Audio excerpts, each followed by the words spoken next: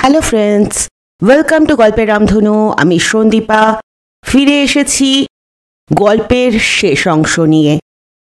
গল্প এবং গল্প পাঠ যদি ভালো লাগে তাহলে চ্যানেলটি সাবস্ক্রাইব করে আমার পাশে থাকবেন এবং লাইক শেয়ার কমেন্ট করতে ভুলবেন না। তাহলে শুরু করা যাক সুনীল গঙ্গোপাধ্যায়ের লেখা কাকাবাবুর অ্যাডভেঞ্চার আগ্নেয়গিরির পেটের মধ্যে। আজ পড়ছি তৃতীয় তথা শেষ পর্ব। দুপুর ঠিক 1টার সময় কাকাবাবুকে আবার সেই লোহার দরজার বাইরে বের করা হলো।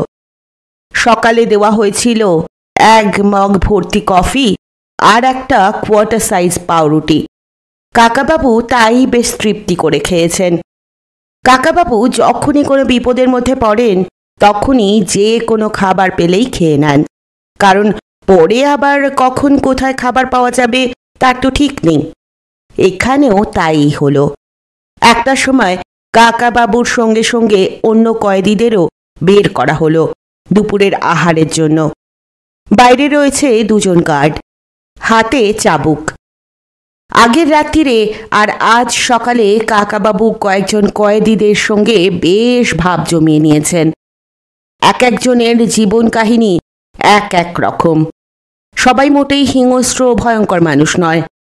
একজন অবশ্য বেশ গর্বের সঙ্গেই বলেছিল সে 5টা খুন করেছে, কিন্তু ধরা পড়েছে এই প্রথম।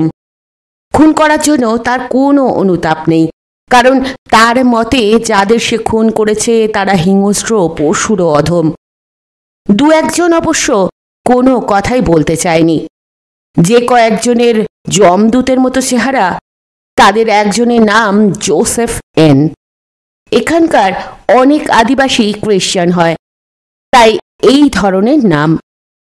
ওর বিশাল চেহারা, লাল ডাবডাবে 2টো চোখ দেখলে গা ছমছম করে, কিন্তু মানুষটা বেশ নরম।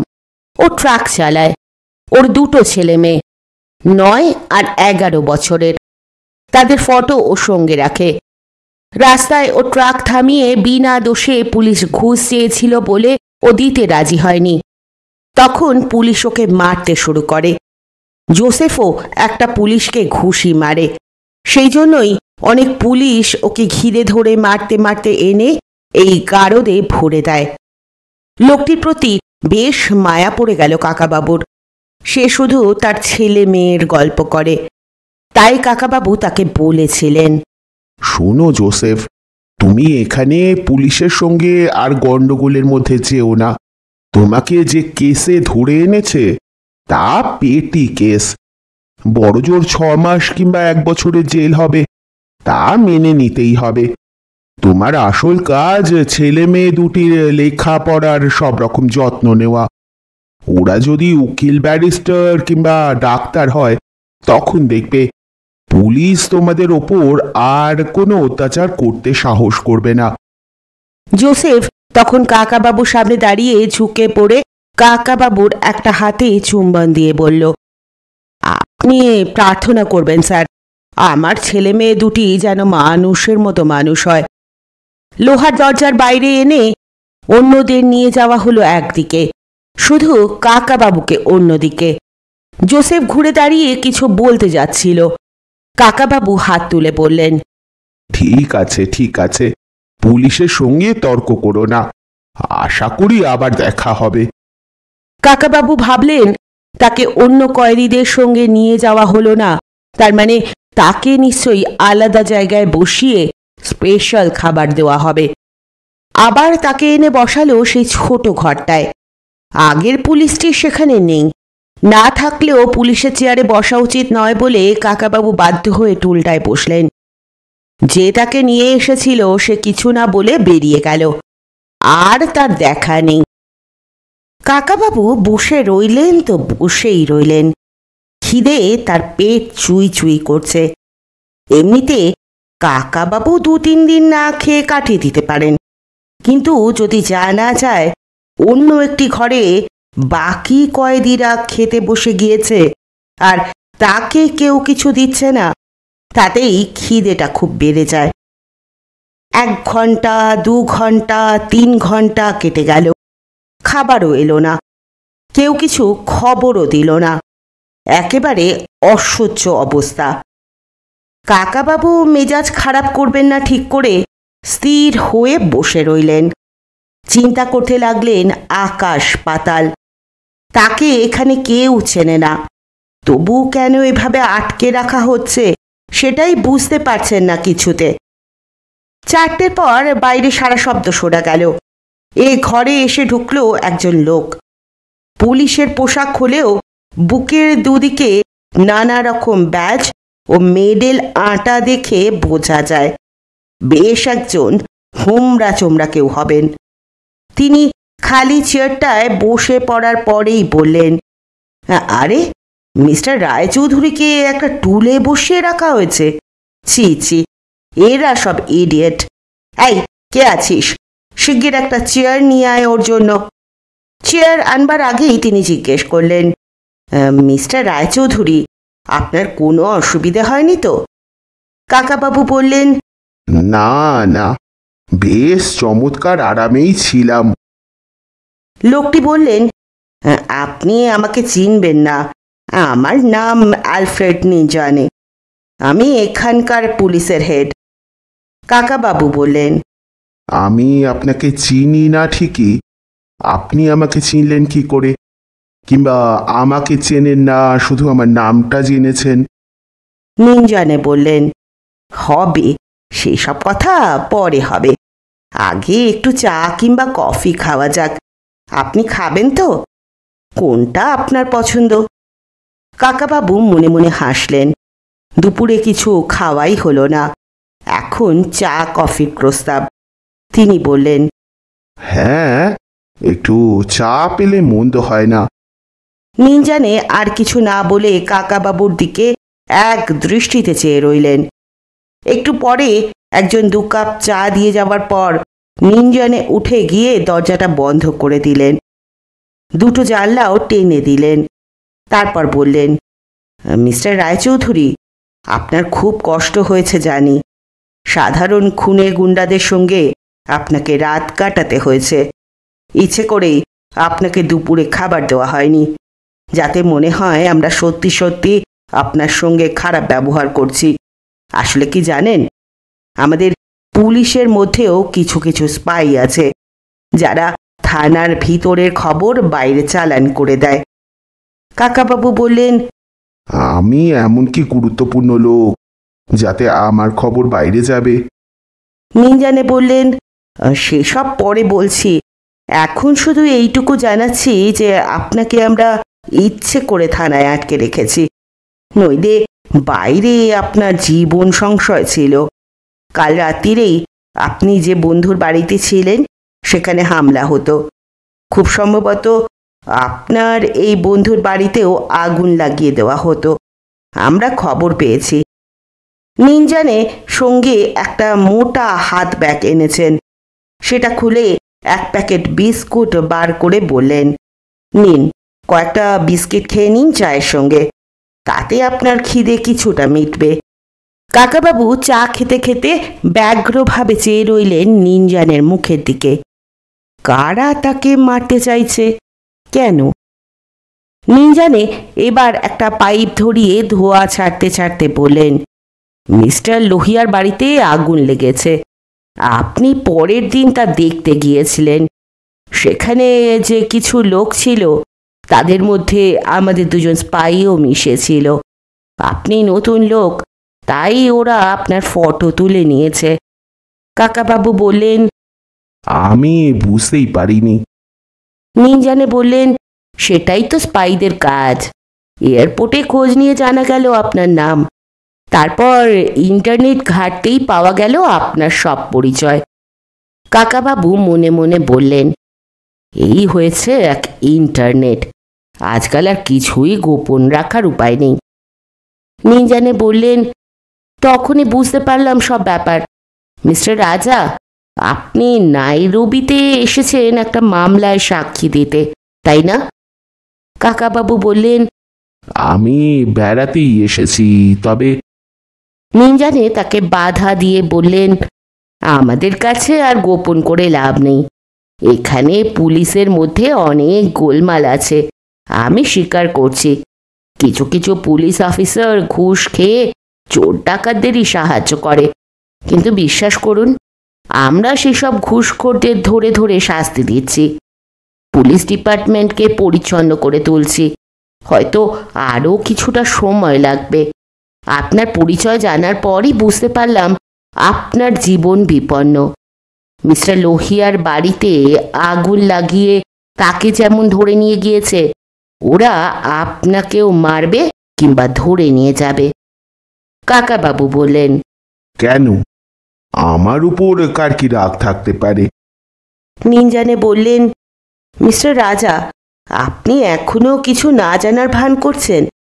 পুলিশের নামে যতই বদনাম থাক, আমরা কিন্তু শেষ পর্যন্ত ফিলিপ কিকুইটকে ধরতে সক্ষম হয়েছি। তার নামে পশু হত্যা, চোরাচালান আর খুনের অভিযোগ আছে।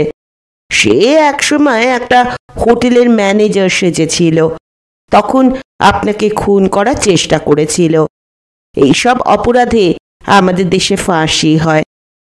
কাকাবাবু বললেন, সে তো জেল থেকে পালিয়েছে শুনেছি। নিঞ্জানে বললেন, মোটেই তা সত্যি নয়। এরকম গুজব রটেছে বটে। পালিয়েছে তার ভাই রবার্ট। ফিলিপকে রাখা হয়েছে কড়া পাহারায়। তার বিরুদ্ধে প্রধান দুই সাক্ষী হলেন আপনি আর মিস্টার লোহিয়া। আগামীকাল কোর্টে ফিলিপের নামে মামলা ওঠার কথা। মিস্টার লোহিয়া নিশ্চয়ই আপনাকে সে কথা জানিয়েছিলেন। কাকাবাবু বললেন, লোহিয়া আমাকে বিশেষভাবে এখানে আসার জন্য আমন্ত্রণ জানিয়েছিলেন। বলেছিলেন অনেক কাজ আছে, তার মধ্যে এই মামলাটাও একটা। নিঞ্জানে বললেন, বাইরে ফিলিপের একটা দল আছে। তাদের পান্ডা এখন ফিলিপের ভাই রবার্ট। সেও অতি নিষ্ঠুর মানুষ। এর মধ্যেই দুজন লোক খুন হয়েছে। একজন সেই জঙ্গলের হোটেলের অ্যাসিস্ট্যান্ট ম্যানেজার, আর একজন বিখ্যাত পরিবেশবিদ লিওপোল্ড আঙ্গামি। এরা দুজনেই ফিলিপের বিরুদ্ধে সাক্ষী দেবে বলে কথা ছিল। এদের সরিয়ে দেওয়া হয়েছে। বাকি রইলেন আপনি আর লোহিয়া। লোহিয়ার কি হয়েছে জানি না।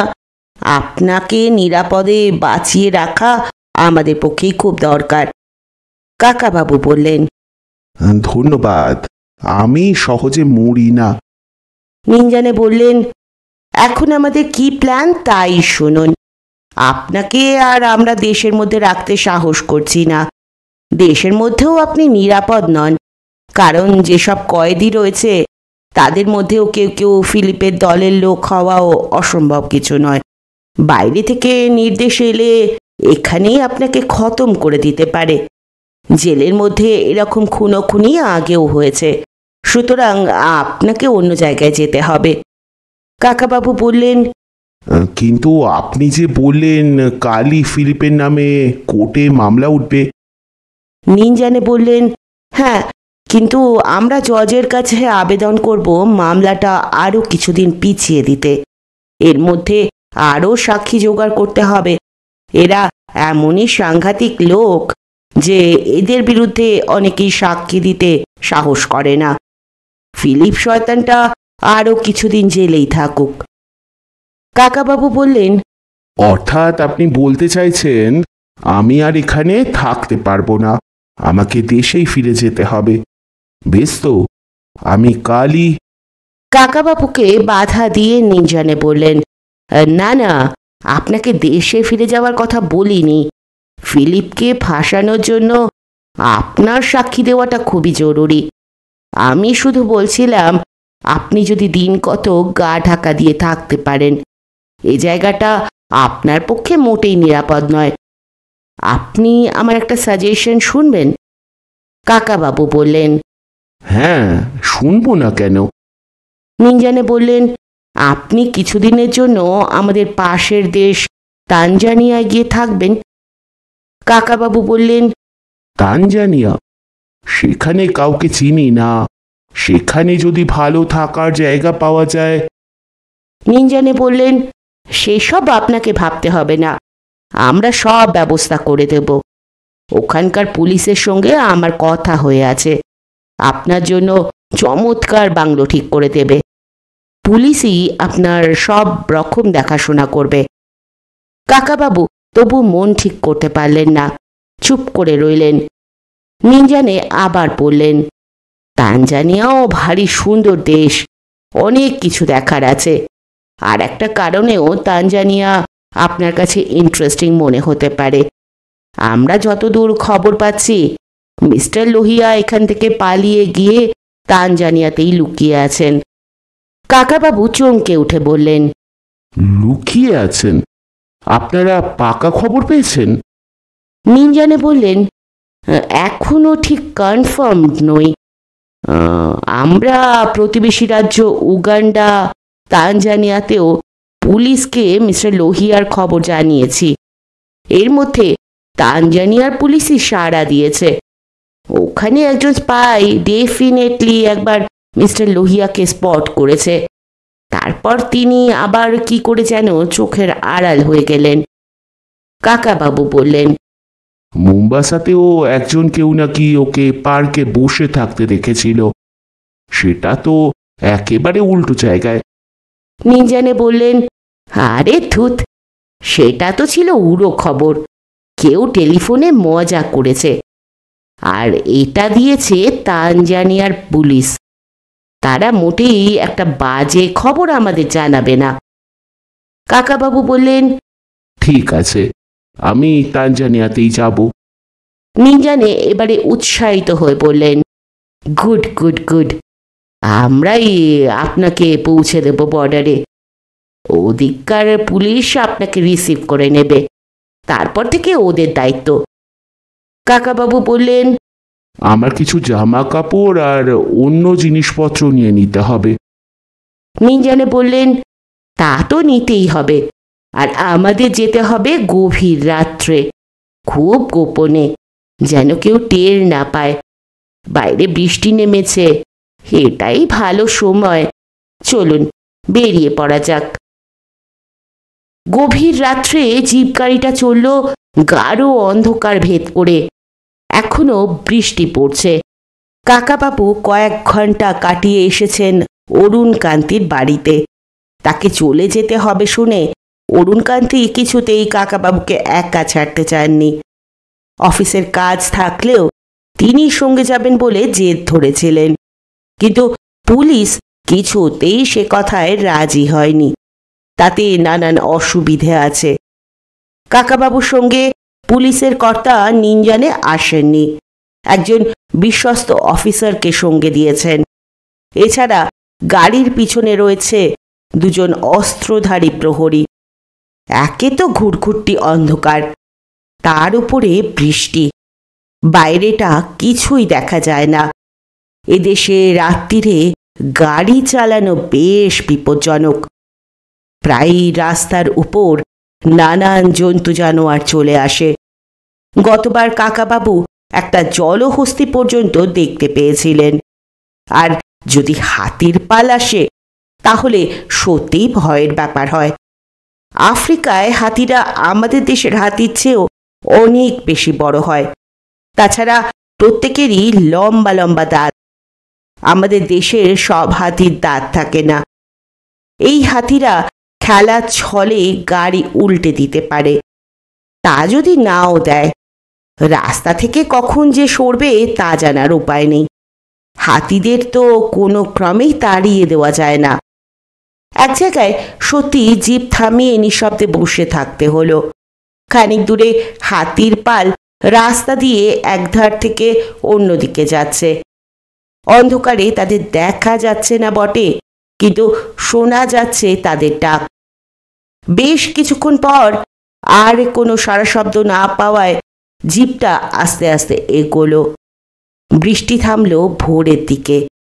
বেলা প্রায় 11টার সময় জিপটা থামলো তানজানিয়ার সীমান্তে। এখানে একটা চেকপোস্ট আছে। আগে থেকেই ফোনে জানানো হয়েছে, তাই একজন অফিসার অপেক্ষা করছেন অভ্যর্থনা জানাবার জন্য। অন্য দেশে যেতে ভিসা লাগে। সাময়িক ভিসার ব্যবস্থাও হয়ে গেল এখানে। যে পুলিশ অফিসারটি সঙ্গে এসেছে সে বলল, স্যার, আমাদের তো আর বেশি যাওয়ার পারমিশন নেই। তানজানিয়ার পুলিশ আপনার সব রকম দেখাশোনা দায়িত্ব নেবে। Good bye. তানজানিয়ার পুলিশ অফিসারটি খুব বিনীতভাবে বললেন, স্যার, আমার নাম বিল। আর কিছু নেই, শুধুই বিল। আপনার সম্পর্কে অনেক কিছু শুনেছি। আপনি তানজানিয়ায় অতিথি হয়ে এসেছেন, এই জন্য আমরা গর্বিত। আমাদের মিনিস্টার বলেছেন আপনার যাতে কোনো অসুবিধে না হয় তা দেখতে। আপনার জন্য আমরা যথাসাধ্য ভালো ব্যবস্থা করে রেখেছি। তবু আপনার আর যা কিছু লাগবে তৎক্ষণাৎ আমাকে জানাবেন। কাকাবাবু বললেন, ধন্যবাদ, আমার তো বিশেষ কিছু লাগে না। একটু নিরিবিলিতে থাকা আর শোয়ার জন্য একটা বিছানা। বিল বলল, আপনার জন্য একটা বাংলোয় থাকার ব্যবস্থা হয়েছে। সেখানে শুধু আপনি থাকবেন। আপনি সারা রাত জার্নি করে এসেছেন, এখন আপনার ঘুম দরকার। আপনি এখন বিশ্রাম নিন, বাকি কথা পরে হবে। কাকাবাবু জিজ্ঞেস করলেন, আপনারা লোহিয়ার খোঁজ পেয়েছেন? বিল বলল, ইয়েস, সেসব কথা পরে হবে। গাড়িটা এসে থামল একটা সাদা রঙের দোতলা বাড়ির সামনে। চারদিকে অনেকখানি কম্পাউন্ড, বড় বড় গাছ দিয়ে ঘেরা। এরকম বাড়ি দেখলেই পছন্দ হয়। গেটের দুপাশে দুটি গুমটিতে দাঁড়িয়ে আছে দুজন প্রহরী। কি যেন একটা পাখি ডাকছে জোর গলায়। কাকাবাবুকে দোতলায় পৌঁছে দিয়ে বিল বিদায় নিল। একজন আরদালি এনে দিল গরম গরম কফি। কাকাবাবু সেই কফি পান করে স্নান করে নিলেন। তারপর আর ব্রেকফাস্ট লাঞ্চ খাওয়ার কথা মনেই রইল না। তিনি শুয়ে পড়লেন। ধপধপে নরম বিছানা, শরীরও খুব ক্লান্ত। ঘুম এসে গেল সঙ্গে সঙ্গে। ঘুম ভাঙল সন্ধ্যের কাছাকাছি। এখন শরীর বেশ ঝরঝরে লাগছে। এবার খিদেও পেয়েছে। এই সময় আর ভাত বা রুটি খেতে ইচ্ছে করে না। বেয়ারা এসে খবর নিতেই কাকাবাবু তাকে কয়েকটা টোস্ট আর একটা ডাবল অমলেটের অর্ডার দিলেন। খানিক পরে এসে হাজির হলো বিল। প্রথমেই জিজ্ঞেস করল, আপনার কোনো অসুবিধে হয়নি তো স্যার? কাকাবাবু বললেন, কিছু মাত্র না, খুব ভালো ঘুমিয়েছি। ঘুমটা খুব দরকার ছিল। বিল জিজ্ঞেস করল, রাত্রে কি খাবেন স্যার? যা চাইবেন বানিয়ে দেবে, সব ব্যবস্থা আছে। কাকাবাবু বললেন, জেব্রার মাংসের কাটলেট কিংবা ফ্লেমিঙ্গো পাখির ঝোল আমার দরকার নেই। যদি মাছ পাওয়া যায় তাহলে সেই মাছ ভাজা, ঝোল করতে বারণ করবেন। যদি ডাল পাওয়া যায় তাহলে একটু ডাল আর ছোট্ট এক বাটি ভাত। বিল বলল, সবই হয়ে যাবে স্যার। কাকাবাবু বললেন, এবার বলুন লোহিয়ার কি খবর? বিল বলল, মিস্টার লোহিয়ার ব্যাপারটা একটু রহস্যময়। তাকে এদেশে দেখা গিয়েছে অন্তত 3 বার। আমাদের একজন এজেন্ট তার ফটোও তুলেছে। কাকাবাবু বললেন, ফটো তুলেছে? একবার দেখতে পারি? বিল একটু ইতস্তত করে বলল, সেটা তো সঙ্গে আনিনি, পরে আপনাকে দেখিয়ে দেব। তার অন্য ফটোর সঙ্গে মিলিয়ে দেখা হয়েছে, কোনো ভুল নেই। কাকাবাবু বললেন, আপনাদের যে এজেন্ট তাকে দেখেছে সে কি তাকে একা দেখেছে? বিল বলল, প্রত্যেকবারই একা। কাকাবাবু বললেন, কেউ তাকে জোর করে ধরে রাখেনি, তিনি নিজেই লুকিয়ে রয়েছেন। বিল বলল, ঠিক তাই, তিনি পালিয়ে পালিয়ে বেড়াচ্ছেন। সেই জন্যই এক জায়গায় বেশিক্ষণ থাকছেন না। তিনি জানেন তার জীবনের ভয় আছে। কাকাবাবু জিজ্ঞেস করলেন, শেষবার তাকে কোথায় দেখা গিয়েছে? বিল নিজের চেয়ারটা একটু এগিয়ে এনে নিচু গলায় বলল, এইবারেই আসল কথা। আমাদের ধারণা তিনি এখন এমন এক জায়গায় লুকিয়ে আছেন যেখানে কেউ তাকে খুঁজে পাবে না। আমি নিজে তাকে সেখানে খুঁজতে যাব ভাবছি। তিনি আমাদের দেশের অতিথি, অত বড় ব্যবসায়ী, তাকে আমরা সব রকম সাহায্য করতে চাই। কাকাবাবু বললেন, সে জায়গাটা কোথায় তা জানতে পারি? বিল বলল, হ্যাঁ পারেন, আমরা সঠিক খবর পেয়েছি। তিনি আশ্রয় নিয়েছেন এন গোরঙ্গারোর পেটের মধ্যে। কাকাবাবু দারুণ বিস্ময়ের সঙ্গে বললেন, গোরঙ্গারো? আগ্নেয়গিরি? বিল বলল, হ্যাঁ, আমরা বলি এন গোরঙ্গোরো, বাইরের লোক শুধু গোরঙ্গোরোই বলে। আপনি কি জানেন সেই আগ্নেয়গিরির তলায় এখনো অনেক কিছু আছে? কাকাবাবু বললেন, জানবো না কেন, সবই জানি। গোরঙ্গোরো তো পৃথিবীর অষ্টম এই আগ্নেয়গিরির পেটের মধ্যে যেন রয়েছে আর একটা মিনি পৃথিবী। সেখানে ঘন বন আছে, অনেক রকম জন্তু জানোয়ার আছে, এমনকি সিংহ পর্যন্ত, আবার কিছু কিছু মানুষও, তাই না? বিল বলল, ঠিক বলেছেন, সত্যিই বিস্ময়কর ব্যাপার। পৃথিবীর নানা দেশ থেকে ট্যুরিস্ট দেখতে আসে। কাকাবাবু বললেন, আমারও তো অনেক দিনের ইচ্ছে গোরঙ্গোরো দেখতে যাওয়ার। গতবার কেনিয়ায় এসেও আর এদিকে আসা হয়নি। বিল বলল, জানি, আপনি সেরেঙ্গেটি জঙ্গলে এসে খুব বিপদে পড়েছিলেন। আপনি বিদেশ থেকে এসে আমাদের এ অঞ্চলের বন্যপ্রাণীদের বাঁচাবার জন্য কত সব কাজ করেছেন, তার জন্য আপনার কাছে আমরা কৃতজ্ঞ। কাকাবাবু বললেন, সে এমন কিছু না। লোহিয়া ওই গোরঙ্গোরোর জঙ্গলের মধ্যেই আশ্রয় নিয়েছে, এ ব্যাপারে আপনারা নিশ্চিত? বিল বলল, প্রায় নিশ্চিত বলা যায়। একেবারে চাক্ষুষ করার জন্যই কাল সেখানে যাচ্ছি। আপনি আমার সঙ্গে যেতে চান? কাকাবাবু উত্তেজিতভাবে বললেন, অবশ্যই, লোহিয়াকে খুঁজে বের করতে চাই তো বটেই। তাছাড়াও ওই বিখ্যাত জায়গাটা আমার দেখা হয়ে যাবে। বিল বলল, ভালোই হলো, আমরা দুজনে একসঙ্গে যাব কাল খুব ভোরে। কাকাবাবু বললেন, আমি তৈরি হয়ে থাকব। বিল বলল, রাতেরটায় আপনি বিশ্রাম নিন, তবে স্যার একটা বিশেষ অনুরোধ, আপনি সন্ধ্যের পর আর এই কম্পাউন্ডের বাইরে কোথাও যাবেন না।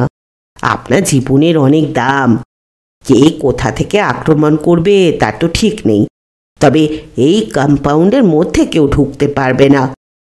বিল বিদায় নেওয়ার পর কাকাবাবু একই জায়গায় চুপ করে বসে রইলেন। কি করে একটার পর একটা ঘটনা গড়িয়ে যাচ্ছে। পরশু রাত্রে ছিলেন থানার মধ্যে একটা বিচ্ছিরি নোংরা ঘরে, বিছানাও ছিল না, দেওয়ালে ঠ্যাসান দিয়ে বসে পুরো রাত কাটিয়ে দিতে হয়েছে। কাল রাতটা প্রায় কেটেছে গাড়িতে, আজ আবার এমন চমৎকার আরামের বিছানায়। কাল আবার যাওয়া হবে গোরঙ্গোরো।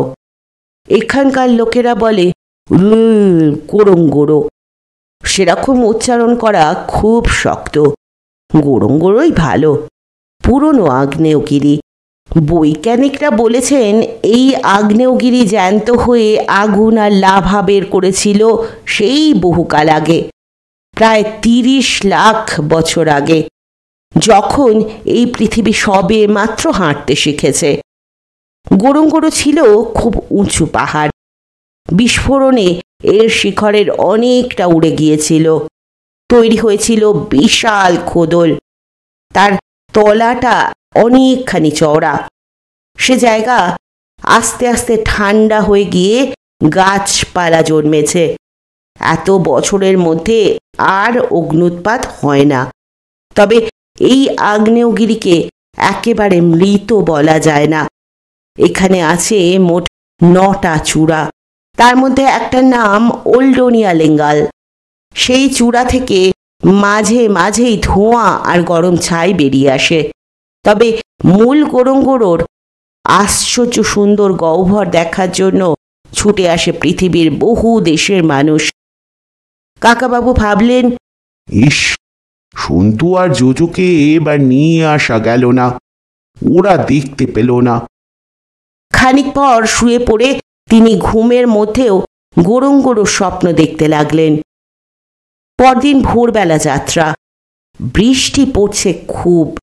আরুষা শহর থেকে যেতে হবে ৭৫ মাইল। এমন কিছু নয়। যেতে যেতেই বিল পড়ল। ওপরে গিয়ে আগ্নেয়গিরির পেটের মধ্যে নামার জন্য একটা কাঁচা রাস্তা আছে। খুব সাবধানে নামতে হয়। আপনি তো নামতে পারবেন না। কাকাবাবু বললেন, পারবো না? সে কি, তাহলে যাচ্ছি কেন? হ্যাঁ, ঠিক পারবো। বিল বলল, ক্রাচ নিয়ে নাবা খুব রিস্কি। একরকম ব্যবস্থা আছে, খাড়া রাস্তা ধরে নামতে হয় তো, তাই স্পেশাল বড় বড় চাকাওয়ালা গাড়ি। আশা করি কিছুক্ষণের মধ্যে বৃষ্টি কমে যাবে। বৃষ্টির মধ্যে ভিতরে নামা খুব মুশকিল। কিন্তু বৃষ্টি থামল না, বরং আরও জোরে হয়ে গেল। শিখরের উপরে উঠে পাওয়া গেল দুঃসংবাদ।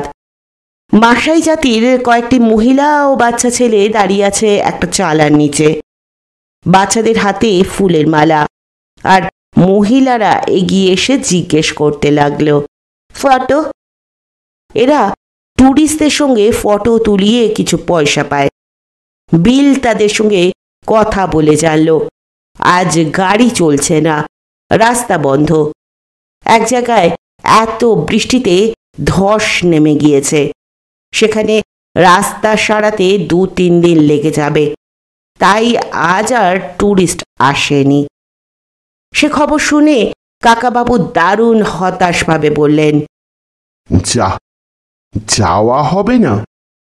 বিল বলল, কয়েকদিন অপেক্ষা করতেই হবে, রাস্তা ভাঙা। কাকাবাবু বললেন, রাস্তা ভাঙা হলেও পায়ে হেঁটে যাওয়া যেতে পারে নিশ্চয়ই। ক্রাচ নিয়েও আমি খুব সাবধানে নামতে পারবো। বিল বলল, ইম্পসিবল। আপনি ভিআইপি লোক। আপনার কোনো অ্যাক্সিডেন্ট হলে বা কোনো ক্ষতি হলে আমাকে জবাবদিহি করতে হবে। কাকাবাবু ফ্যাকাশে মুখে দাঁড়িয়ে রইলেন। এত দূর এসেও ফিরে যেতে কিছুতেই তার মন চাইছে না। ৩-৪ দিনের মধ্যে আবার কি ঘটে যাবে কে জানে। হয়তো আর গোরঙ্গোরও দেখাই হবে না। বিল একটু দূরে গিয়ে মোবাইল ফোনে কার সঙ্গে কথা বলতে লাগলো। বৃষ্টি প্রায় থেমে গিয়েছে, এখনো একটু একটু ঝিরঝির করে পড়ছে। বেশ শীত শীত ভাব। মিনিট 10 পর ফোন থামিয়ে বিল কাছে এসে বলল, একটু আশা আছে। আমি কয়েক জায়গায় ফোন করলাম। দুবাইয়ের রাজা, তার 2 রানী আর সঙ্গে আরও 3 জন বেড়াতে এসেছেন। ওদেরও আজ গোরঙ্গোরোর তলায় যাওয়ার কথা। আমরা জানি কিং, আসলে তো ওরা আরবের শেখ। ওদের প্রচুর টাকা। রাস্তা বন্ধ বলে তো 2-3 দিন অপেক্ষা করবেন না, না দেখে ফিরেও যাবেন না। সেই জন্য ওরা একটা বেলুন ভাড়া নিয়েছেন। সেই বেলুনে চেপে আগ্নেয়গিরির পেটের মধ্যে যাবেন। সেই বেলুনে প্রায় 10 জন ধরে। আমাদের 2 জনকেও নিতে পারেন, কিন্তু কিন্তু বলে সে থেমে গেল। কাকাবাবু আবার অত্যন্ত উৎসাহিত হয়ে ব্যগ্রভাবে বললেন, তাহলে আবার কিন্তু কি? আমরা ওই বেলুনেই যাব। বিল বলল, যেতে তো পারি, কিন্তু বেলুন কোম্পানির ম্যানেজার আমাকে বলল রাজা গোটা বেলুনটা ভাড়া নিয়েছেন, অন্য লোকেদের সঙ্গে নিতে চাইবেন না। আমি বড়জোর অনুরোধ করতে পারি যে এরা আমার নিজের লোক, তাতে রাজি হতে পারেন। তার জন্য আমাদের 2 জনকেও ভাড়ার টাকা দিতে হবে। টাকা তিনি ছাড়বেন না। স্যার, আমার সঙ্গে বেশি টাকা নেই। কাকাবাবু সঙ্গে সঙ্গে বললেন, সেজন্য চিন্তা করতে হবে না। আমার কাছে ট্রাভেলার্স চেক আছে, যা টাকা লাগে আমি দিয়ে দেব। বিল কাচুমাচু ভাবে বলল, স্যার, আপনি আমাদের অতিথি। আপনার থেকে টাকা নেওয়া মোটেই উচিত নয়।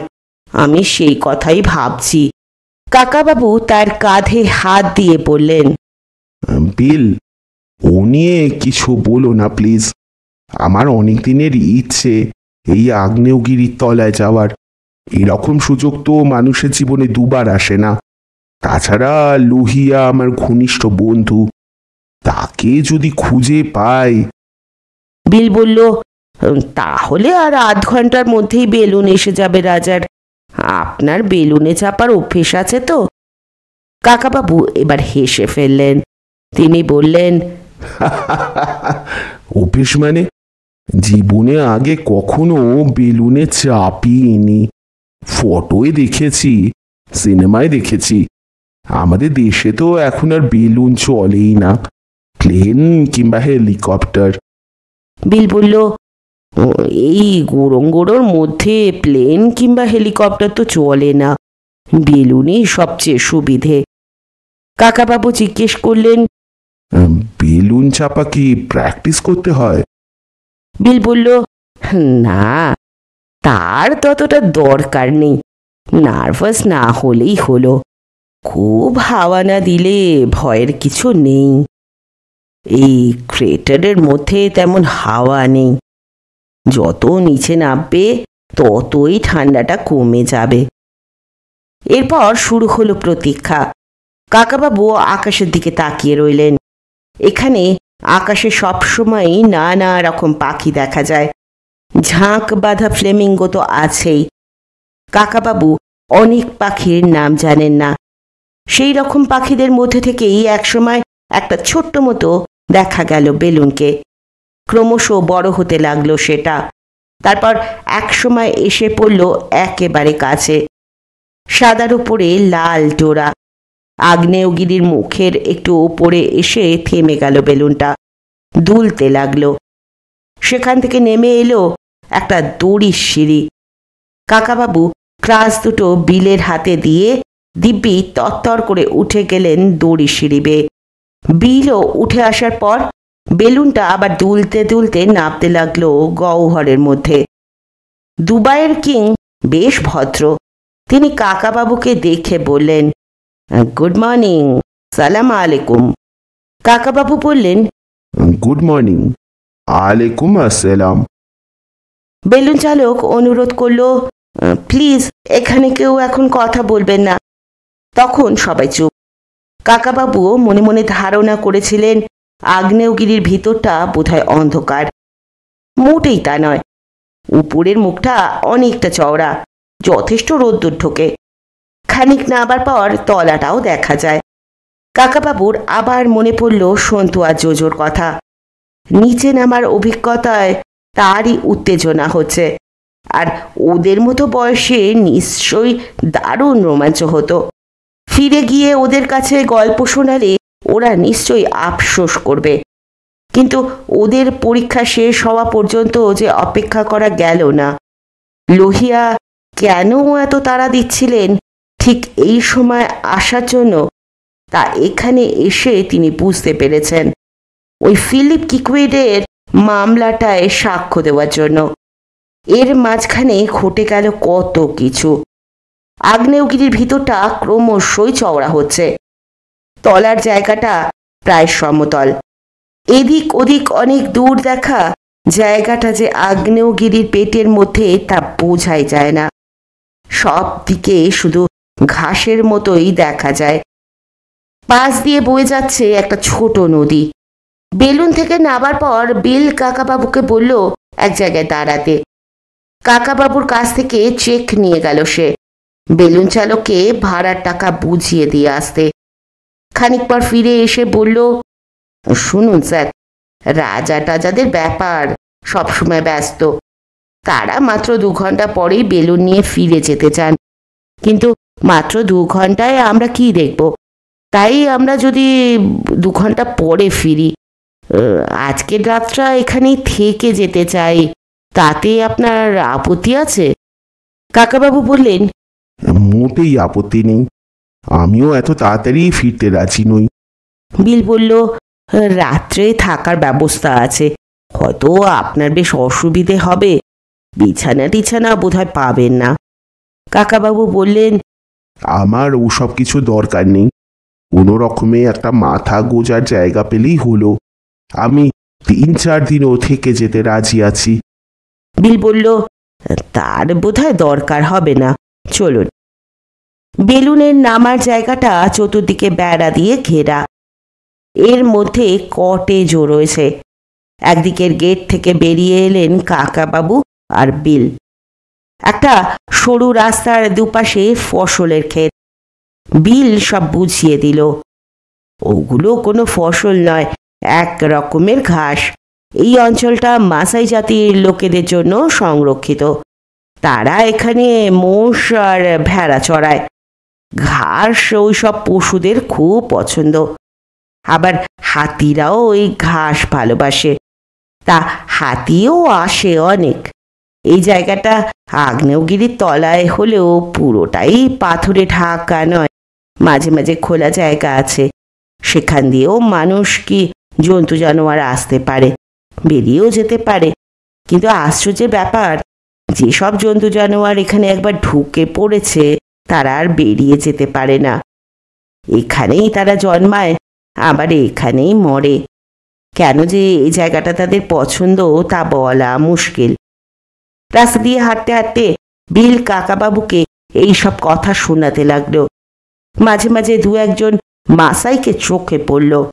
তারা প্রত্যেকেই 6 ফুটের মতো লম্বা, হাতে বর্ষা আর গলায় নানা রকম পুঁতির মালা।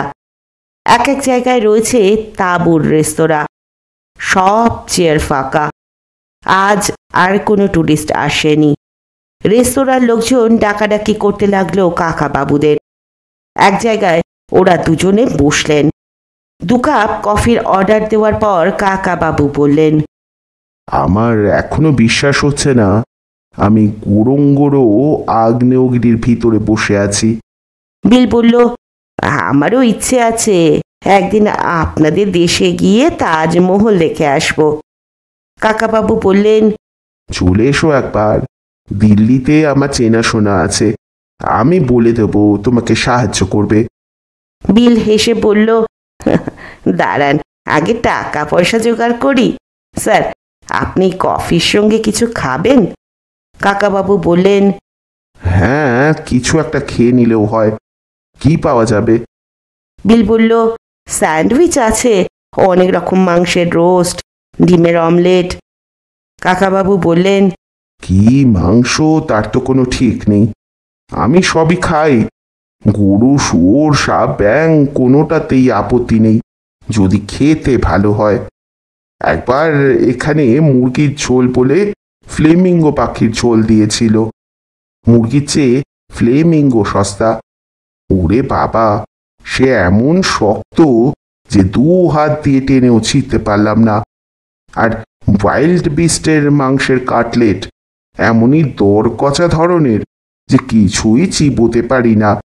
গন্ধটাও কিরকম যেন। মনে হয়েছিল ওই মাংস খেতে হলে সিংহের মতো দাঁত দরকার। বিল বলল, ওয়াইল্ড বিস্ট তো এখানে সিংহ খায়, মানুষও। ওই জন্তুগুলো এত বেশি পাওয়া যায়? কাকাবাবু বললেন, থাক, ওসবের দরকার নেই। বরং কয়েকটা ভেজিটেবল স্যান্ডউইচ বলে দাও, আপাতত তাই খেয়ে নেব। 2 প্লেট স্যান্ডউইচ অর্ডার করার পর বিল জিজ্ঞেস করল, কলকাতায় সাধারণত আপনারা কি খান? কাকাবাবু বললেন, ভাত, ডাল, তরকারি, মাছের ঝোল, চিকেন, মাটনও খাই। আমাদের মাটন মানে কিন্তু ভেড়ার মাংস নয়, গোট মিট। গোট মিট কাকে বলে তা তোমরা জানোই না। বিল বলল, কলকাতায় গিয়ে একবার বাঙালি খাবার খাবো। কাকাবাবু বললেন, কলকাতা পর্যন্ত যদি আসতে পারো তাহলে আমাদের কাছে থাকবে। আমার বড় ভাইয়ের স্ত্রী অনেক রকম রান্না জানেন। শুধু খাওয়া নয়, কলকাতায় গেলে আমি তোমাকে সুন্দরবনে ঘুরিয়ে আনবো। দেখবে সে একেবারে অন্যরকম ফরেস্ট। সেখানে আছে রয়্যাল বেঙ্গল টাইগার। তোমাদের গোটা আফ্রিকাতেই তা নেই। অত বড় বাঘ তোমরা চোখেই দেখোনি। বিল বলল, ফটোই দেখেছি। গল্পে গল্পে খানিকটা সময় কেটে গেল। উঠে কাকাবাবু দাম দিতে গেলেন। বিল বলল, না না স্যার, এটা আপনি নয়, আমাকে দিতে দিন। আপনি আমাদের দেশের অতিথি। আমি গরিব হলেও এটুকু তো দিতেই পারি। আমি কলকাতায় গেলে আপনি আমাকে খাওয়াবেন। কাকাবাবু কয়েকবার আপত্তি করলেন, তবু বিল শুনল না। দোকান থেকে বেরিয়ে কাকাবাবু বললেন, আমি এই জায়গাটা দেখতে এসেছি সেটা ঠিক কথা, কিন্তু লোহিয়ারও তো খোঁজ করতে হবে। সে যে এখানেই আছে সে ধারণা তোমাদের কি করে হলো? বিল বলল, আমাদের ইনফরমার যা খবর দিয়েছে তা যদি সত্যি হয় তবে এখানেই তিনি লুকিয়ে আছেন।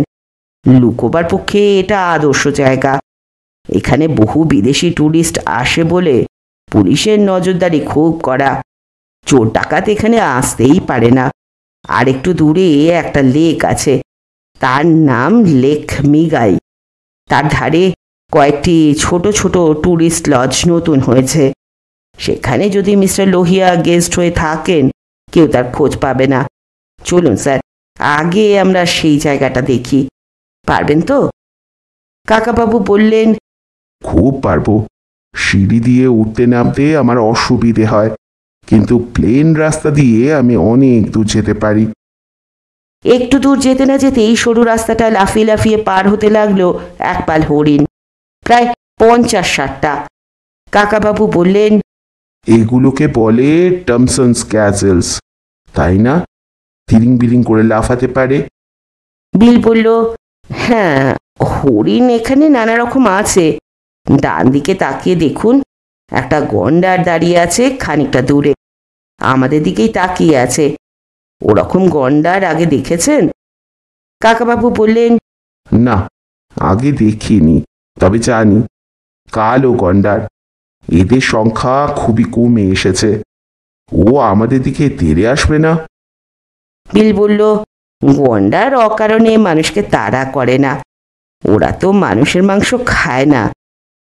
কাকাবাবু বললেন, ওরকম শক্তপোক্ত প্রাণী শুধু ঘাস পাতা খেয়ে বেঁচে থাকে, আশ্চর্য না? হাতিও তাই। এখানে নানান রকম জন্তু জানোয়ার আছে, কিন্তু কারও ক্ষতি করে না। ঠিক যেমন আমাদের তপবনের কথা শুনেছি। বিল বলল, কিন্তু খাদ্য খাদকের সম্পর্ক তো থাকবেই। এত হরিণ, ওয়াইল্ড বিস্ট, বুনো মোষ আছে বলেই তাদের খাওয়ার জন্য সিংহ, চিতা, হায়নাও আছে। অনবরত ওকে। কাকাবাবু বললেন, ও হ্যাঁ, হিংসে মারামারি তো থাকবেই, সারা পৃথিবীতেই চলছে। তো এখানকার মানুষরা কি করে? তারা জন্তু জানোয়ার মারে না? বিল বলল, আপনাকে তো আগেই বলেছি, পুলিশের নজরদারি এখানে খুব কড়া। একটা স্থায়ী পুলিশ ক্যাম্প আছে, তবু দু একটা চোরা শিকারি মাঝে এসে পড়তেই পারে। পুলিশকে ঘুষ খাওয়ায়। কোথায় পুলিশ ঘুষ খায় না বলুন? কাকাবাবু বললেন, থাক ও কথা, এখন ওসব খারাপ জিনিস ভাবতেও ইচ্ছে করছে না। বিকেল শেষ হয়ে আসছে, কি চমৎকার লাগছে চতুর্দিক। রোদ্দুর নেই, চাপা আলো। একদিকে দেখতে পাচ্ছি আগ্নেয়গিরির ভিতরের দেওয়াল উঠে গিয়েছে, ওদিকে কত রকম পাখি ডাকছে। বিল বলল, স্যার একটু সাবধান, আমরা লেকের কাছে এসে গিয়েছি, বেশি ধারে যাবেন না। হঠাৎ কোনো জলহস্তি উঠে আসতে পারে। অনেকটা হেঁটে এসেছেন বলে কাকাবাবু একবার থামলেন। এখানে গাছপালার মাঝে মাঝে রয়েছে কয়েকটা তাঁবুর কটেজ, একেবারে জনমানব শূন্য। বোঝাই যাচ্ছে আজ কোনো ট্যুরিস্ট আসতে পারেনি। ট্যুরিস্টদেরও কি এত দূর হেঁটে আসতে হয়, নাকি আর কোনো রাস্তা আছে? থাকবে নিশ্চয়ই, সবাই এতটা হাঁটবে কি করে? হয়তো গাড়িও চলে। কাকাবাবু ভাবলেন, আজ লোকজন আসেনি বলে গাড়িও চলেনি। হাঁটতে হাঁটতে তিনি এখানকার সৌন্দর্য পুরোপুরি উপভোগ করতে লাগলেন। বিল বলল, এর পিছন দিকের একটা তাঁবুতে আমার চেনা একজন লোক আছে, চলুন তার কাছে একটু খোঁজ খবর নেওয়া যাক। আমাদের থাকার ব্যবস্থাও করতে হবে। অন্ধকার হয়ে গেলে আর বেরোনোই যাবে না। কয়েকটা তাঁবুর পাশ দিয়ে কাকাবাবু হাঁটতে লাগলেন বিলের সঙ্গে। কোথাও কোনো শব্দ নেই। একটা বেশ বড় তাঁবুর সামনে এসে দাঁড়ালো বিল।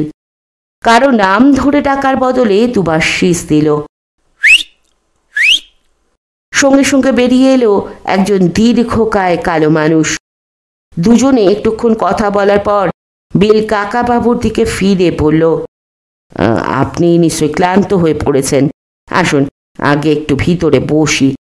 আপনি বিয়ার খাবেন? কাকাবাবু বললেন, না, আমি বিয়ার টিয়ার খাই না, চা কিংবা কফি খেতে পারি। ভিতরে একটা ঘর সোফা টোফা দিয়ে বসবার ঘরের মতন সাজানো। কাকাবাবু একটা সোফায় বসলেন। এবার ভিতর থেকে এলো আরো দুজন কালো মানুষ। তাদের একজন সোজাসুজি এসে কাকাবাবুর ক্রাস দুটো সরিয়ে নিল। আর কাকাবাবু কিছু বলার আগেই অন্য দুজন শক্ত করে চেপে ধরল তার দুটো হাত। তারপর দড়ি দিয়ে তার সারা শরীর পেঁচিয়ে পেঁচিয়ে বেঁধে ফেলল।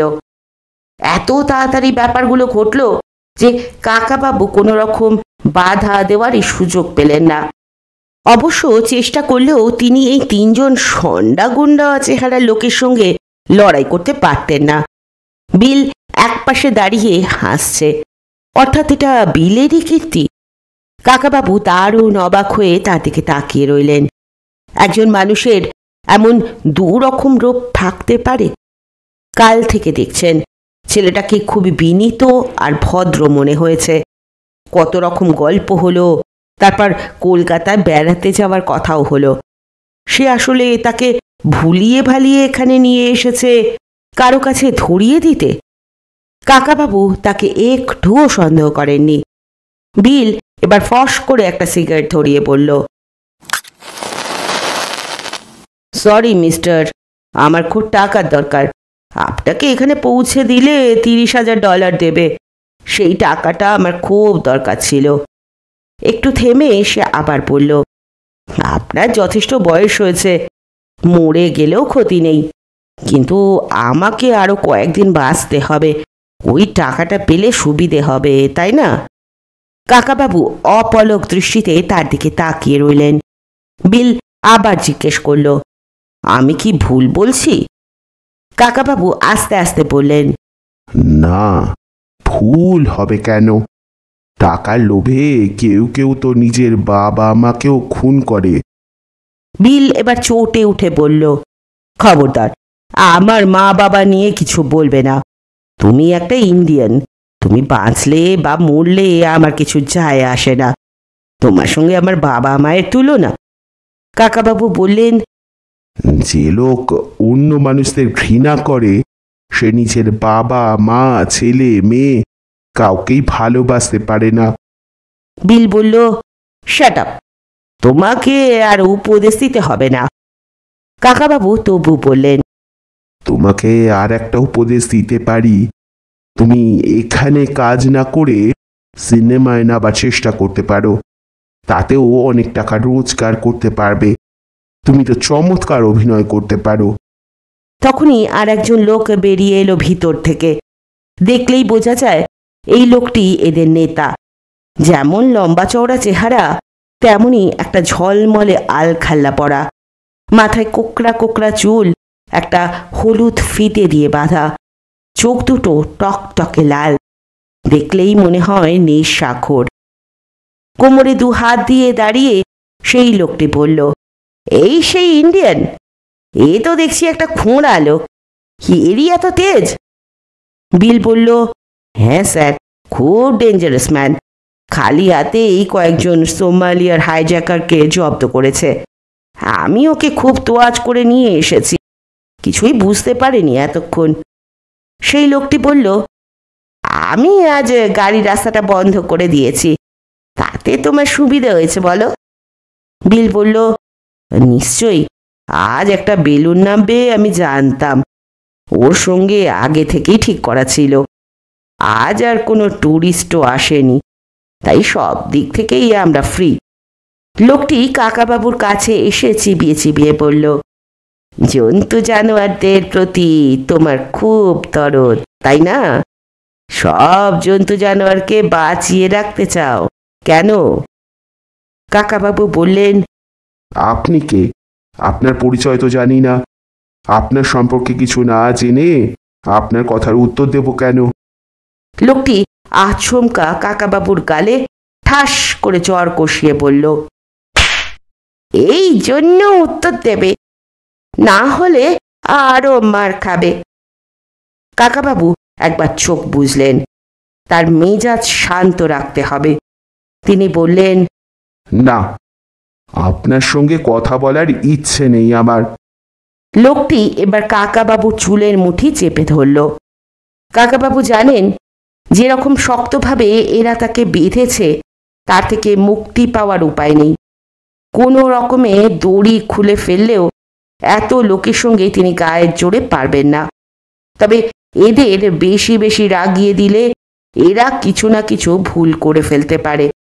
তাই তিনি নাক কুঁচকে বললেন, তোমার গায়ে বিশ্রী গন্ধ, তুমি অনেকদিন স্নান করো না বুঝি? লোকটি কাকাবাবু চুলের মুঠি ধরে টানতেই বিল বলল, মিস্টার রাজা, তুমি একে চেনো না, ইনি সাংঘাতিক লোক। ইনি ইচ্ছে করলে এক্ষুনি তোমাকে খতম করে দিতে পারেন। ওর নাম রবার্ট কিকউইড। ইনি ফিলিপ কিকউইডের ভাই।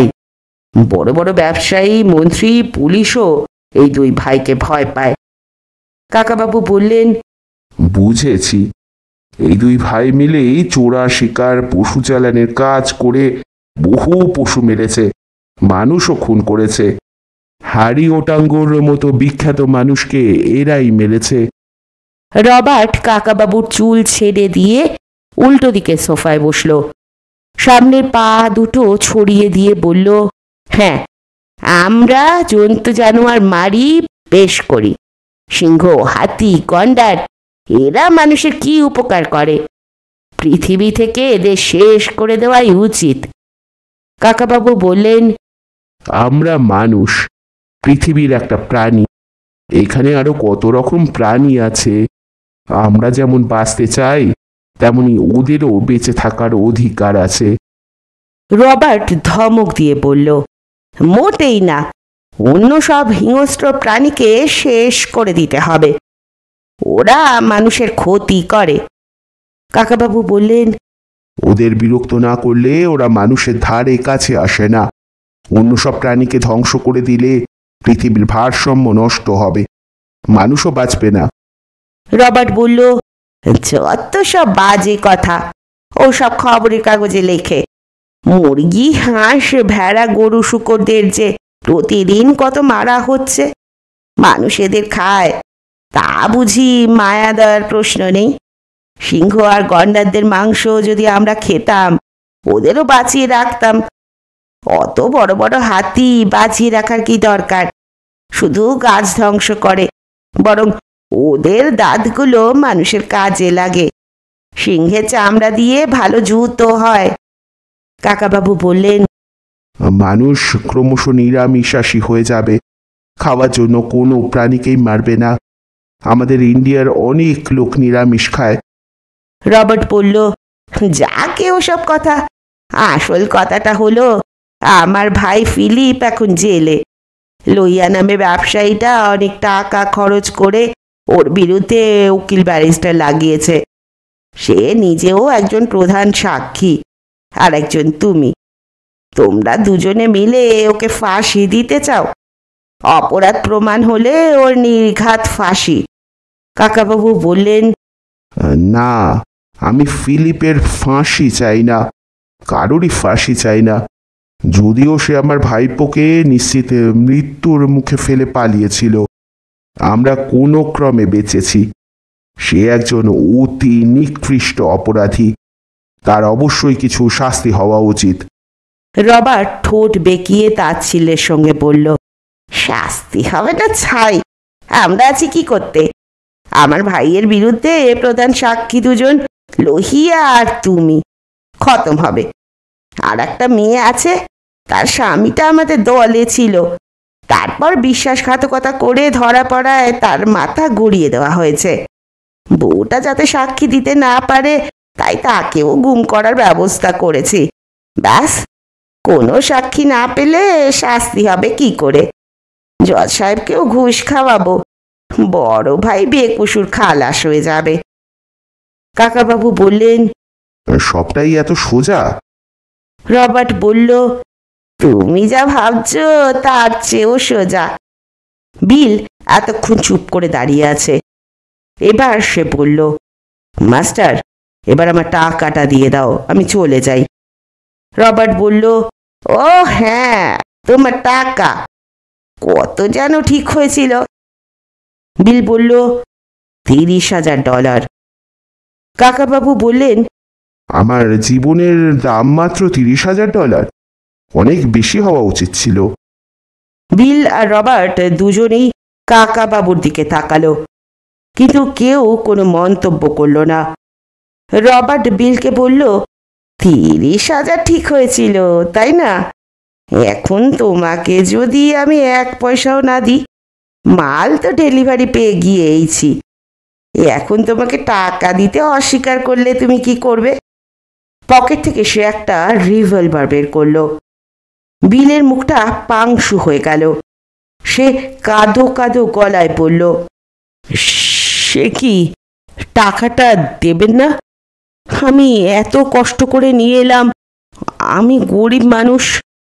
রবার্ট বলল, আমি জিজ্ঞেস করছি, টাকাটা না দিলে তুমি কি করবে?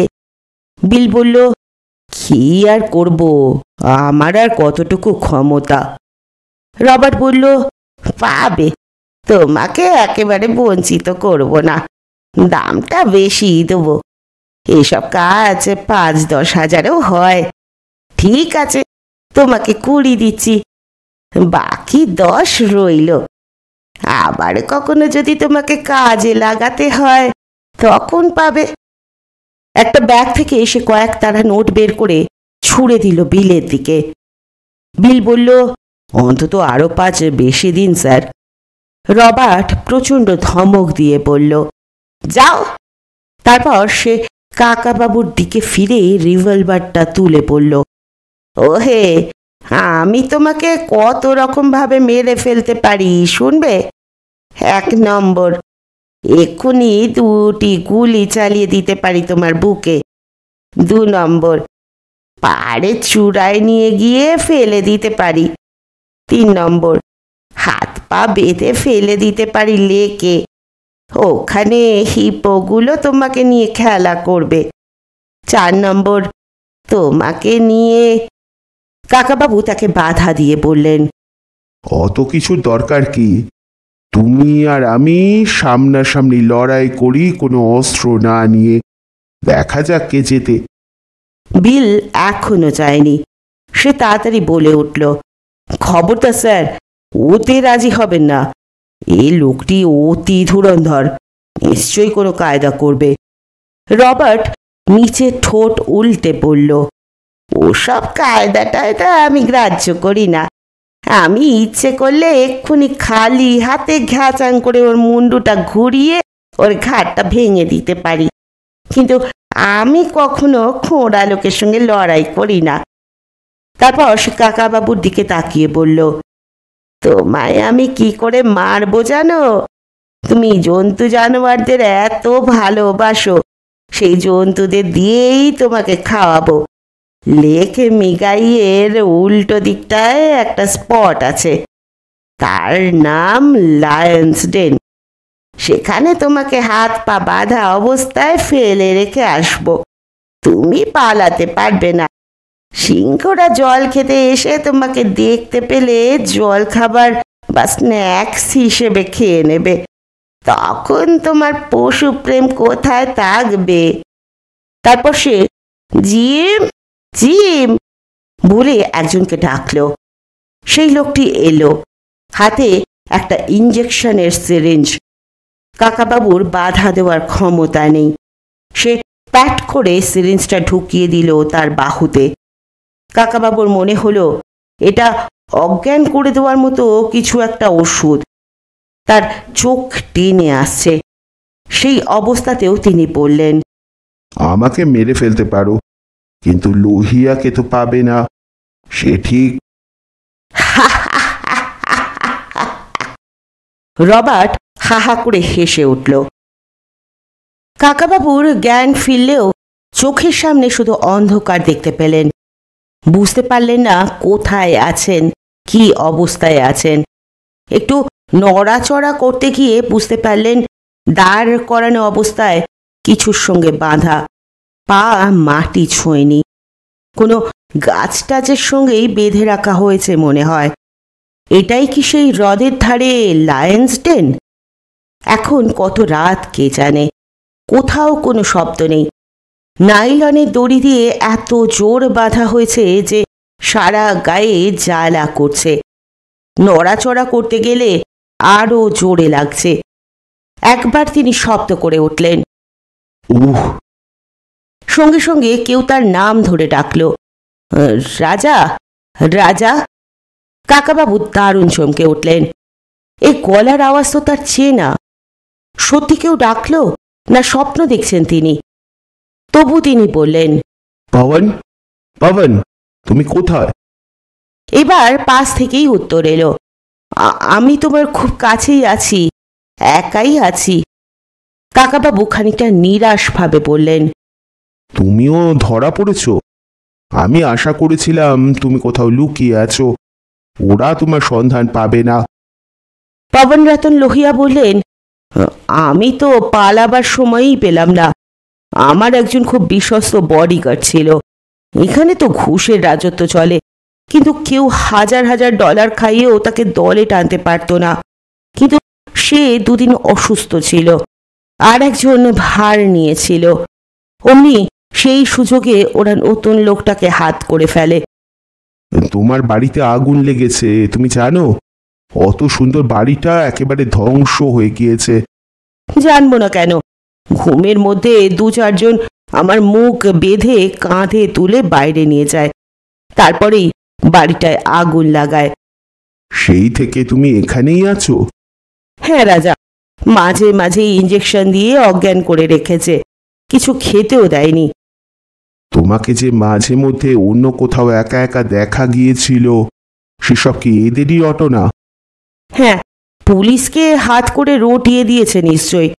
ঘুষে এখানে কি না হয়, এমনকি নিজের ভাইকেও অনেক সময় বিশ্বাস করা যায় না। আমার একটা ভাই, আপন ভাই নয়, সেও বোধহয় আমার সম্পত্তির লোভে এদের সঙ্গে হাত মিলিয়েছে। তুমি কি করে ধরা পড়লে? পবন, আমি একজন পুলিশকে বিশ্বাস করেছিলাম। সে ছেলেটির প্রথম থেকেই ভদ্র ব্যবহার, বিশ্বাস না করে উপায়ই ছিল না। আমি একটুও সন্দেহ করিনি। সত্যি, এক একজনকে দেখলে একটুও সন্দেহ করা যায় না। রাজা, তোমার আর দুদিন আগে আসার কথা ছিল। তুমি ঠিক সময়ে এলে আমরা দুজনে একসঙ্গে থাকতাম। আমাদের ধরা অত সহজ হতো না বোধহয়। কি করব, আগে আসা গেল না, নানা রকম কাণ্ড হলো। সেসব তো পরে বলবো। পরে বলবে মানে? কখন? আমরা কি আর এখান থেকে বেঁচে ফিরতে পারবো? অবশ্য এখন আর কিছু বলা না বলা সমান। আর কতটুকু সময় পাবো জানি না। কেন পবন, আমরা কি এত সহজে মরবো নাকি? না না, তুমি ওসব ভেবো না, একটা কিছু ব্যবস্থা হবে। এখন আর কি ব্যবস্থা হতে পারে? এই দড়ির বাঁধন ছেঁড়া অসম্ভব। মনে করো, এতদিন পর এই আগ্নেয়গিরি আজই আবার জেগে উঠল। প্রথম প্রথম তো একটু একটু আগুন জ্বলবে, সেই আগুনে আমরা দড়ি পুড়িয়ে ফেলবো, তারপর দৌড়বো। ওহো, আমি তো আবার খোঁড়া পায়ে দৌড়তেও পারবো না, সেটা একটা মুশকিল। রাজা, তোমার মাথায় এসবও আসে? আগ্নেয়গিরি জেগে উঠে আমাদের বাঁচাবে? তুমি যাই বলো পবন, সিংহের পেটে আমি মরবো না, এটা আমার দৃঢ় বিশ্বাস। তুমি কি জ্যোতিষ টতিষে বিশ্বাস করো নাকি? না না, সেসব নয়, কিন্তু এত দেশ ঘুরলাম, এত রকম বিপদ কাটিয়ে এলাম, শেষ পর্যন্ত এই গুড়োর মধ্যে সিংহ আমায় খেয়ে ফেলবে, এ আবার হয় নাকি? সিংহ না খাক, চিতা যদি আসে সঙ্গে সঙ্গে ঝাঁপিয়ে পড়বে, কিংবা সাপ কামড়াতে পারে। সিংহের চেয়ে বোধহয় সাপ ভালো, তাই না? কষ্ট কম হবে। রাজা, এই সময়েও তুমি হাসছো? মরতে যদি হয় তবে কাঁদতে কাঁদতে মরার চেয়ে হাসতে হাসতে মরাই তো ভালো। কেউ কাউকে দেখতে পাচ্ছেন না, অন্ধকারে কথা বলছেন দুজনে। খানিক পরে কিসের যেন শব্দ হলো, নিশ্চয়ই কোনো জন্তু আসছে। দেখা গেল দুটো জল চোখ, বেশ উঁচুতে, অর্থাৎ কোনো বড় জানোয়ার। দুজনেই নিঃশ্বাস বন্ধ করে চুপ করে রইলেন। জন্তুটা একটু ঘুরে এসে বসে রইল। কয়েক মিনিট পরে পবন লোহিয়া ফিসফিস করে বললেন, মনে হয় ওটা গন্ডার, তাই কাছে আসছে না। কাকাবাবুও ফিসফিস করে বললেন, না, ওটা সিংহই। তুমি কি করে বুঝলে? ওর চোখের রং দেখে। লাল চোখ। সিংহের চোখে আয়নার মতো একটা ব্যাপার থাকে, তাকে বলে টেপটার্ন। তাতে শুধু লাল রংটাই প্রতিফলিত হয় অন্ধকারে। রাত্রিরে এক একটা জন্তুর চোখের রং এক এক রকম। শিয়ালের চোখ সবুজ। তুমি এত সব জানলে কি করে রাজা? এক সময় বনে জঙ্গলে অনেক ঘুরেছি, তাছাড়া বইতেও পড়েছি। সিংহ যদি হয় আমাদের কামড়াতে আসছে না কেন? অন্ধকারে তো বুঝতে পারছি না ওটা সিংহ না সিংহী। সাধারণত সিংহরা শিকার করে না, তারা বসে থাকে। সিংহী এসে শিকার করে। এটা যদি সিংহ হয় তাহলে নিশ্চয়ই সিংহীর জন্য অপেক্ষা করছে। সিংহ এলে সিংহী তো বেশি দূরে থাকবে না, এসে পড়বে এক্ষুনি। আসুক আগে, তারপর দেখা যাবে। এর মধ্যে যদি একটা হরিণ কিংবা জেব্রা এসে পড়ে তাহলে ওরা সেটাকেই খাবে, আমাদের দিকে আর তাকাবে না। সেজন্য কি ভগবানকে ডাকবে এদিকে একটা জেব্রা পাঠিয়ে দেওয়ার জন্য? ভগবান এখন ঘুমোচ্ছেন, আমাদের ডাক শুনতে পাবেন না। আমরা কথা বলছি, নিশ্চয় শুনতে পাবে সিংহটা। শুনতে না পেলেও গায়ের গন্ধ তো এতক্ষণে পেয়ে যাওয়া উচিত। পেয়েছে নিশ্চয়ই। সিংহ সাধারণত ডাকে না, এই সময় হঠাৎ ডেকে উঠল। সে ডাক শুনে যত বড় সাহসী হোক তারও বুক কাঁপবে। কাকাবাবুরও বুক কেঁপে উঠল। তবু তিনি ভয় কাটিয়ে হালকা গলায় বললেন, দেখলে দেখলে তো, চোখ দেখে বুঝেছিলাম সিংহ। পবন লোহিয়া কথাই বলতে পারছেন না আর। সিংহটা গড় গড় করতে করতে এগিয়ে আসতে লাগলো এদিকে। আর নিস্তার নেই, এবার সিংহটা কার ওপর আগে লাফিয়ে পড়বে। কাকাবাবুর দিকে না এসে সিংহটা গেল পবন লোহিয়ার দিকে। পবন কাপা কাপা গলায় বলল, গুড বাই রাজা, সরি, আমি তোমায় এবার ডেকে এনেছিলাম। তবে তোমার এখনো আশা আছে, সিংহটা আমায় খেলে ওর পেট ভরে যাবে, তখন আর তোমাকে খাবে না। কাকাবাবু বললেন, এরপর সিংহীরা পেটে খিদে নিয়ে আসবে। সিংহটা এসে পড়ল পবন লোহিয়ার খুব কাছে। গড় গড় করেই চলেছে। কাকাবাবু এখনো বিশ্বাস করতে পারছেন না যে তার আগে পবন লোহিয়ার মৃত্যু হবে। তাকেই আগে খাওয়া উচিত ছিল। পবনের মৃত্যু আর্তনা তিনি সহ্য করবেন কি করে? তার চোখে জল এসে গেল। একটুক্ষণ পরে পবন লোহিয়া মৃত্যু চিৎকারের বদলে অন্যরকমভাবে চিৎকার করে বলল, আরে এ তো সিম্বা। কাকাবাবু বুঝতে না পেরে বললেন, তার মানে? পবন বললেন, এটা আমার পোষা সিংহ, আমার নিজস্ব চিড়িয়াখানায় থাকে। কাকাবাবু তবু একটু অবিশ্বাসের সুরে বললেন, তোমার চিড়িয়াখানা? আগুন লাগার পর জন্তু জানোয়াররা পালিয়েছে, কিন্তু মাত্র 3-4 দিনের মধ্যে এই সিংহটা কেনিয়ার বাড়ি থেকে এত দূরে এই গোড়োর মধ্যে চলে এলো, তা কি সম্ভব? পবন বললেন, না তা নয়, এই সিম্বাটা খুব ছোট ছিল, যথেষ্ট বড় হওয়ার পর আমি ওকে সেরেঙ্গেটি জঙ্গলে ছেড়ে দিয়ে গিয়েছি 9 মাস আগে। সেখান থেকে এখানে চলে এসেছে। আমাকে ঠিক মনে রেখেছে। দেখো, আমি ওর গলায় হাত বুলিয়ে দিচ্ছি। গড় গড় শব্দটা করছে, সেটা আনন্দের। কাকাবাবুর বুক থেকে একটা বিরাট স্বস্তির নিঃশ্বাস বেরিয়ে এলো, যেন সাক্ষাৎ মৃত্যুর গ্রাস থেকে ফিরে আসা। তিনি বললেন, দেখো পবন, বলেছিলাম কি না সিংহের পেটে আমার মৃত্যু হবে না? পবন বললেন, সত্যি এটা আশ্চর্যভাবে মিলে গিয়েছে, কিন্তু এই দড়ির বাঁধন থেকে মুক্তি পাবো কি করে? কাকাবাবু বললেন, এটা যদি হিন্দি সিনেমা হতো তাহলে তোমার পোষা সিম্বা দাঁত দিয়ে কামড়ে দড়িগুলো সব কেটে দিত। কিন্তু সিম্বা বেচারা তো হিন্দি সিনেমা দেখেনি, ও জানবে কি করে যে দড়ি টড়ি কাটতে হবে? এবারে পবন লোহিয়াও হেসে ফেলে বললেন, সিংহটা হিন্দি সিনেমা দেখবে? তোমার মাথাতেও আসে বটে। কাকাবাবু বললেন, একটা সিংহ যখন কামড়ায়নি তখন অন্য সিংহরাও আমাদের কামড়াবে না ধরে নিতে পারি। ওরা সব জেনে যাবে। এরপর কি হয় দেখা যাক। সিম্বা চলে গিয়েছে? চলে গেল এইমাত্র। যেখানে সিংহ আসে সেখানে অন্য হিংস্র জানোয়ার সহজে আসে না। হাতি আসতে পারে, হাতির পাল এলে সবাই জায়গা ছেড়ে দেয়। হাতির পাড় এলে আমাদের কিছু সুবিধে হতে পারে? হতে পারে। যে গাছের সঙ্গে আমরা বাঁধা, হাতি হয়তো সেই গাছ উপড়ে ফেলে দিতে পারে। তারপর পা দিয়ে আমাদের পিষে দেবে। হঠাৎ শোনা গেল গুলির শব্দ। কতটা দূরে তা বোঝা গেল না। পাহাড়ের দেওয়ালে প্রতিধ্বনিত হলে সেই শব্দ খুব জোর মনে হয়। পায়রারা উড়ে গেল কয়েকবার, তারপর আবার সব নিস্তব্ধ। পবন জিজ্ঞেস করলেন, রাজা, কিছু বুঝলে? কি হলো ব্যাপারটা? কাকাবাবু বললেন, চোরা শিকারীদের কাণ্ড। কোনো জানোয়ার মারছে। তবে শুনেছিলাম পুলিশ এখানে খুব কড়া পাহারা দেয়। পবন বললেন, পুলিশের নাকের ডগাতেই এসব হয়। হাতির দাঁত, গন্ডারের শিং, চামড়া, এসবের প্রচুর দাম আছে। আবার সব চুপচাপ। কত সময় কেটে যাচ্ছে কে জানে। দু একবার শুধু শোনা গেল হায়নার ডাক।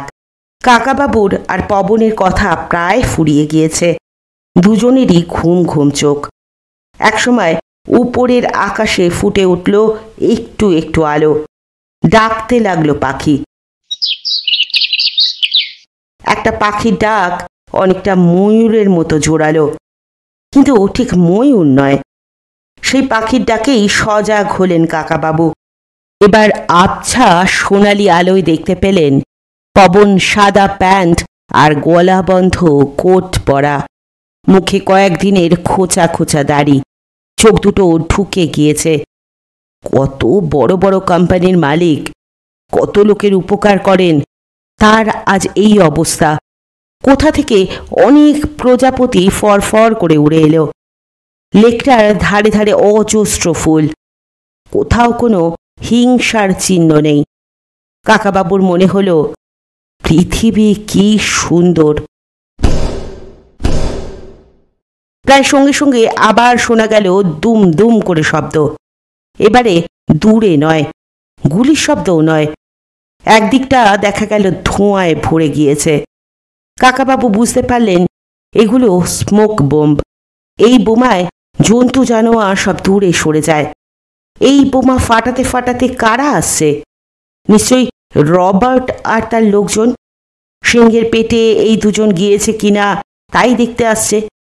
যখন দেখবে দুজনেই বেঁচে আছে তখন কি এখানেই গুলি করে মারবে, না আবার সেই তাঁবুতে নিয়ে যাবে? দিনের বেলা আজ কিছু ট্যুরিস্ট আসতে পারে এখানে, সুতরাং এখানে এই অবস্থায় বেঁধে রাখা যাবে না। কাকাবাবু দেখতে পেলেন ধোঁয়া ভেদ করে বেরিয়ে আসছে মানুষ, প্রত্যেকেরই হাতে রাইফেল। প্রথম লোকটি বিল, তার লাল শার্ট দেখে চেনা যায়। বাকি $10,000 পাওয়ার জন্য বিল এখন ওদের হয়ে গিয়েছে। পবন বললেন, ওই যে ওরা আসছে রাজা, এবার মৃত্যুর জন্য তৈরি হও, আর ওরা আমাদের ফিরিয়ে নেওয়ার জন্য পরিশ্রম করবে না।